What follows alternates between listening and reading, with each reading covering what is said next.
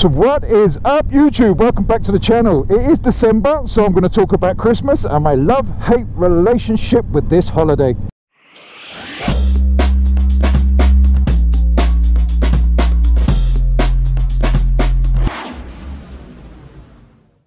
Well, thanks for sticking around, I appreciate that. And it's not Christmas I hate. Well, I don't hate it, there's no hate involved. There's just certain bits of it that wind me up and I dislike just a touch. And it's nothing to do with religion or anything like that, so don't jump on that bandwagon. Most of you will know I don't believe in religion and I don't believe in any of that stuff. But it doesn't mean that they're wrong, any religion. It doesn't mean that I'm right. I'm just saying I choose not to believe in it. However, there may be something out there. I don't know. I'm only going to know when I'm dead. And conveniently, dead people can't come back and tell me if it's real. But we won't go into that in this one. Right, Christmas. It's weird. And I don't mean the actual holiday. The actual holiday is quite cool. It's quite cheerful. Everyone gets round, has a little party, family time together, exchanging of presents, that sort of thing. And for you guys that are religious, the celebration of the birth of baby Jesus, which in itself is a little bit strange. And I don't mean the birth of baby Jesus, I mean the three wise men. They're called three wise men, yet they bring gold, frankincense and myrrh to a baby, to someone that's just been born, a baby that needs gold, frankincense and myrrh. Now gold, okay, he might need the money for later in life. He can put it to one side, and when he's 18 he can take that money out and see fit to do with it what he wishes. Frankincense, yeah, babies smell. Babies do smell, so I can see the frankincense. But myrrh? What is myrrh? Does anyone know what myrrh is? See, my theory for the myrrh is the third wise man, he just kind of forgot to bring a present. So when they said, what have you got to bring the baby Jesus? He just went, myrrh. And I think that's how the story came about. Don't quote me on that. I'm not 100% sure that is the actual version of what happened. That's just my interpretation of what may have happened. The Christmas jumper. What the is that all about? Christmas jumper started because someone in your family would either knit you or buy you a really hideous jumper for Christmas, and you would have to wear it around their house just to prove that you wear it and you like it. But recently shops have started selling these awful Christmas jumpers. I mean, they're just hideous, and I see them every day, all day, every day now. Because I don't know whether you know, I'm an underground train driver and I drive through central London. So I see the party people every day of the week, and I've just been on lates. I've done a week of lates and the party season has started already. Let's just talk a little bit about the Christmas party season and what I actually see, because this is quite bizarre. This is really funny. I really enjoy the build up for Christmas just for this, and it's mainly laughing at people. It's not even because they're out having a good time, it's because they're making complete idiots of themselves. I mean, you know the people, the type of people that photocopy their breasts and their backsides on the company's photocopier. Those sort of people that normally during the year they're just average Joes, but at Christmas they become absolute lunatics because they can't handle their drink. And that's what I see. I mean, I start shifts maybe around 5 o'clock in the evening. So on a Friday, Saturday, and coming up to Christmas, this is every day of the week now.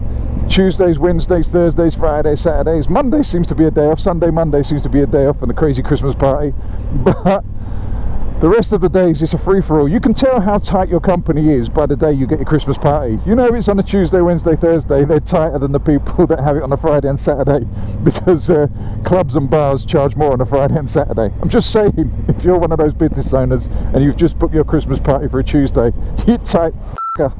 And at 5 o'clock when they all roll into the train, they look stunning. The guys are in suits, pristine hair, everything. The women, oh my God, some of the women in London are absolutely stunning. And then they finish their Christmas party and they make their way home. Oh my goodness, the state of these people. It's like a scene from The Walking Dead. It's like zombies have invaded London. There are people sleeping, standing up against posts.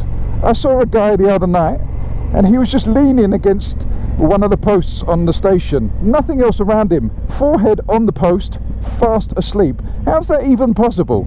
I mean, fair play. The guy was drunk. and he had immense balance, so you got to give the guy props for that. Well, the actual post gave him props. And as I say, when they left, pristine. Everyone looked smart, like they're from the cover of a magazine.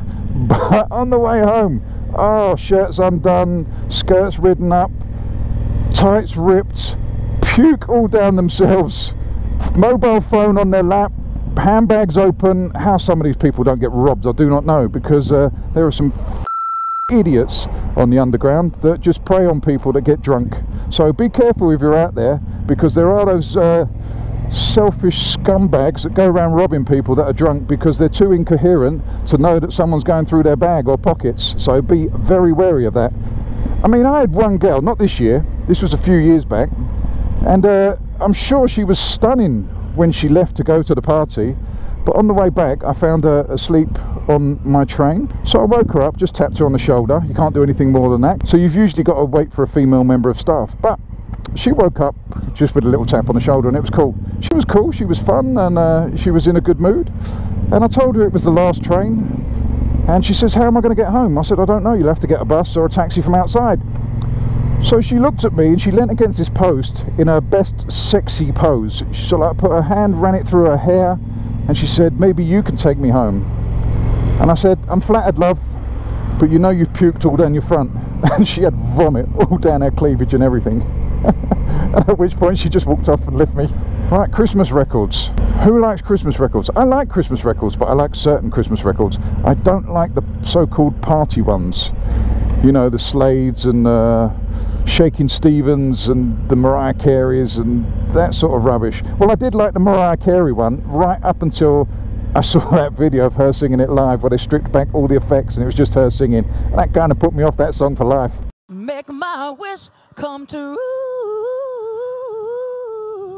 for Christmas.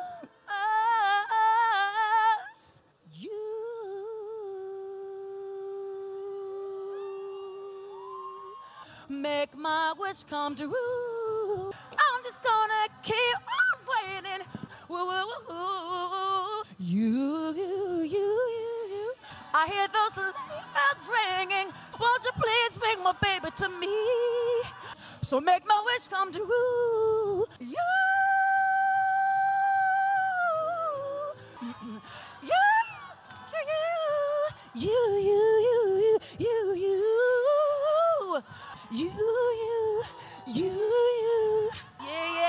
Yeah. Merry Christmas! I'm getting a new coat. But the Christmas records I like are the old school. Dean Martin, Frank Sinatra, Bing Crosby, Nat King Cole, Ella Fitzgerald, all those sort of like laid back, slightly jazzy Christmas records, because they remind me of sitting in front of a fire with a nice little drink, being warm, relaxing after Christmas lunch, just chilling out. That's what Christmas is to me, a nice relaxing time. But the other side of the Christmas records, those crazy ones, you know, when you go to the Christmas party and everyone's dancing on the table, singing at the top of their voice, a record that is so bad it would never have made any progress in any type of charts at any point apart from Christmas, when I know you're all so drunk that you'd buy it. I mean, they're just awful. I've been known to walk out of shops that play those type of records because I don't want to give them my money. I don't want to encourage them to play that sort of shite. Now, it's not because I'm miserable, don't get me wrong. I've been known to be miserable at certain points in my life, but when it comes to music, I'm not miserable. I just like music. I like to dance. I like to go to a party and I like to dance. These records don't encourage me to dance, not even when I'm wasted. And that's what they're designed for. People that are wasted, you will see the people dancing to these records are always annihilated on alcohol. So they have no judgment. They can't dance anyway, so they might as well get up to a tune that you can't dance to. And then you got that other one. This is the weirdest one. This is one I don't get, is the Pogues. That, is it Fairy Tale of New York? I don't know. I know it's called Fairy Tale something. I don't get that record. I don't understand it, because I've had so many arguments over the years over this record where people go, it's anti-Christmas, it's not like a Christmas record.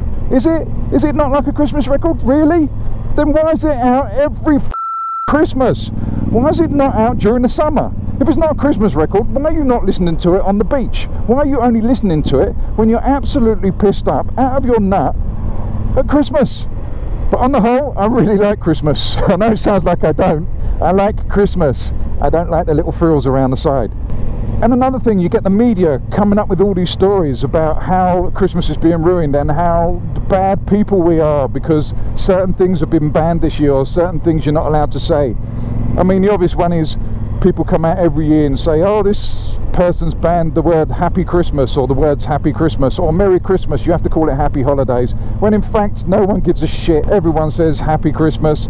I've never seen anyone offended apart from the press. But a weird one this year is a few schools have banned glitter. Now, before you get outraged at that, it's actually a pretty good idea. Because glitter's made of plastic, it's not biodegradable. Therefore, we throw so much away of it, it's actually bad for the planet. So that actually makes sense to ban glitter. It ruins the planet. It's not for religious purposes or it offends someone. It's actually for a reason. So that makes sense. But this is the weird thing. They've encouraged those children to replace glitter with dried peas and lentils and sort of like weird vegetables to stick onto their Christmas cards. So if you get a Christmas card with some lentils on, you know it came from one of those schools that has banned glitter. But there is a sad side to Christmas as well. While we're all out having a jolly up and enjoying ourselves, drinking, partying, meeting our friends and family, that's not the case for everyone. I mean, in this country we have a lot of homeless people that are quite lonely and sad at Christmas. So think about those guys as well. Think about your neighbours. If you've got a lonely neighbour or an elderly person that are on their own, that don't have friends, family, invite them round for a drink. Go and visit them. Go and knock on the door. Just see if they're all right. Just spread a little bit of love. And that's the thing I love most about Christmas. It's the time of the year when we all get a little bit more caring. We should do it throughout the whole of the year, but for some reason at Christmas we do start thinking of other people. And as I said, it's wrong because it should be for the whole year. People shouldn't feel lonely at any point in their life. Go and knock on someone's door. Just see if they're all right. Don't walk past the homeless guy in the street begging. He might not want it for drugs. He might just want to eat that night. He's sleeping in under 0 degrees temperature while you're sleeping in a hot bed. You can have a hot bath and a shower. That guy's sleeping on the street in rain like this, and he's begging for money, and you won't go because you go, do you know what, he's only going to spend it on drugs and alcohol. So f***ing what? You go to the Christmas party, what do you spend your money on? Alcohol. What's the difference? Okay, you might not do the drugs, but there are plenty of people that do. So just think about them before you walk past. Instead of having that extra pint for £5 and getting yourself more wasted, put a £5 in his tin. Anyway, what I'm trying to say is just be a little bit nicer. See if you can carry it on throughout the year though. Don't just be nice for Christmas, just be nice in general. Have a great Christmas everyone, even if you don't celebrate it in your religion. Make the most of it. I mean, if I could, I'd take every religious holiday off. If there's a festival involved or a party, I'm in. I don't care what the religion is, I'm in. Any excuse for a day off. So even if it's not your religion, enjoy the festivities. You don't have to join in, but enjoy the time off, and you can still be nice to people. It doesn't have to be a Christmas thing, it could be a human nature thing. So on that note, I should bid you farewell. You know I love you all. Stay safe. Fish out. Get all your bags, get out my house. I don't want your stuff around. I never did you wrong, but you did me wrong. So go ahead, get gone. Get all your bags, get out my house. I don't want your stuff around. I never did you wrong, but you did me wrong. So go ahead and get gone.